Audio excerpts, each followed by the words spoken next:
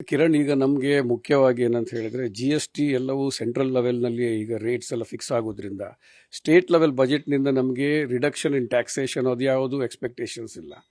But ಏನಂತ ಹೇಳಿದರೆ ನಾವು MSME ಪರವಾಗಿ ಮಾತಾಡೋದಿದ್ರೆ ಇವತ್ತು ನಮಗೆ ಬಹಳ ದೊಡ್ಡ ಒಂದು ಸಂಕಟದ ಪರಿಸ್ಥಿತಿ ಏನು ಬಂದಿದೆ ಅಂತ ಹೇಳಿದರೆ, ನಾವು ಏನು ಬ್ಯಾಂಕ್ನಿಂದ ಸಾಲ ತಗೊಳ್ತೇವೆ ಅದರ ಮೇಲೆ ಏನು ನಾವು ಎಕ್ಸಿಕ್ಯೂಷನ್ ಮಾಡಬೇಕು. ಯಾಕಂದರೆ ನಾವು ಹೈಪೋಥಿಕೇಷನ್ ಮಾಡ್ತೇವೆ ನಮ್ಮ ಗೂಡ್ಸನ್ನು ಮತ್ತು ನಮ್ಮ ಅಸೆಟ್ಸನ್ನು ನಾವು ಇಕ್ವಿಟೇಬಲ್ ಮಾರ್ಟ್ಗೇಜ್ ಮಾಡೋ ಪರಿಸ್ಥಿತಿ ಇದೆ ಯಾವಾಗಲೂ ನಾವು ಬ್ಯಾಂಕ್ನಿಂದ ನಾವು ಓವರ್ ಡ್ರಾಫ್ಟ್ ಫೆಸಿಲಿಟೀಸ್ ತಗೊಳ್ಳುವಾಗ.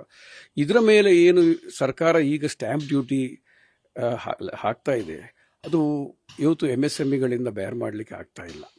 ಇದು ನಾನು 2016-17 ಟೈಮ್ನಲ್ಲಿ ನಾವು ನೋಡಬೇಕಿದ್ರೆ ಕೇವಲ 25,000 ರೂಪಾಯಿ ಇತ್ತು ಒಂದು ಎಕ್ಸಿಕ್ಯೂಷನ್ಗೆ, 25,000 ರುಪೀಸ್. ಸೊ ನಾವು ಇಕ್ವಿಟೇಬಲ್ ಮಾರ್ಟ್ಗೇಜಿಗೆ 25,000 ರುಪೀಸ್ ಹಾಗೂ ಹೈಪೋಥಿಕೇಷನ್ಗೆ 25,000, ಅಂದರೆ ಒಟ್ಟು ಒಂದು 50,000 ರೂಪಾಯಲ್ಲಿ ನಾವು ಬ್ಯಾಂಕ್ ಇದು ಏನು ಪೇಪರ್ಸ್ ಎಕ್ಸಿಕ್ಯೂಟ್ ಮಾಡೋ ಪರಿಸ್ಥಿತಿ ಇತ್ತು. ಇದು ಇವತ್ತು ಹೆಚ್ಚಾಗಿ ಇವತ್ತು 0.5% for equitable mortgage and 0.5% for hypothecation, ಅಂದರೆ 1% of the total working capital limit. And upper limit ಏನಿತ್ತು ಅದು 25,000 ಆ ಕಾಲದಲ್ಲಿದ್ದಾಗ ಅದನ್ನು 10 ಲಕ್ಷಕ್ಕೆ ಮಾಡಿದರು. ಆಮೇಲೆ ಆ 10 ಲಕ್ಷ ತೆಗೆದು ಇವತ್ತು ಲಿಮಿಟೂ ಇಲ್ಲ.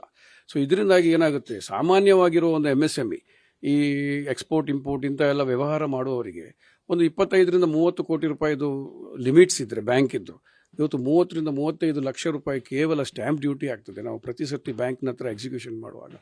ಇದು ಬಹಳ ಸಂಕಟದ ಒಂದು ಪರಿಸ್ಥಿತಿ. ಇಷ್ಟು ನಮ್ಮಲ್ಲಿ this will result in erosion of capital from an MSME.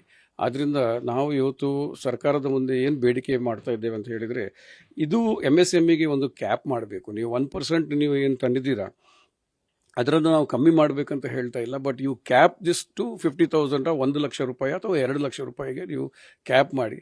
You should not allow this to erode the capital of an MSME. ಇದು ಬಹಳ ಇವತ್ತು ಲಿಕ್ವಿಡಿಟಿ ಅದು ಇವತ್ತು ವಾರಿದ್ದು ಆತಂಕ ಇದೆ, ಎಲ್ರಿಗೂ ಒಂಥರ ಒಂದು ಭಯ ವಾತಾವರಣ ಇರುವಾಗ ಇವತ್ತು ನಮಗೆ liquidity is very critical for us to survive MSMEಗೆ. ಅದರಿಂದ our major prayer before the government is this.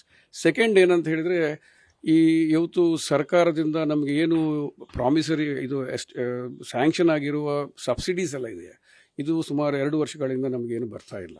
So ಆದ್ದರಿಂದ ಅದರನ್ನು ಕೂಡ ಸ್ವಲ್ಪ ಒಂದು ಕಂತಿನಲ್ಲಿ ಆದರೂ ರಿಲೀಸ್ ಮಾಡಿ ನಮ್ಮ ಲಿಕ್ವಿಡಿಟಿ ಕ್ರೈಸಿಸ್ಗೆ ಅದು ಉಪಯೋಗ ಆಗುವಂತೆ ಅವರೊಂದು ಈ ಬಜೆಟ್ನಲ್ಲಿ ನಮಗೆ ಮಾಡಿಕೊಡೋದು ನಮ್ಮ ಒಂದು ಆಸೆ.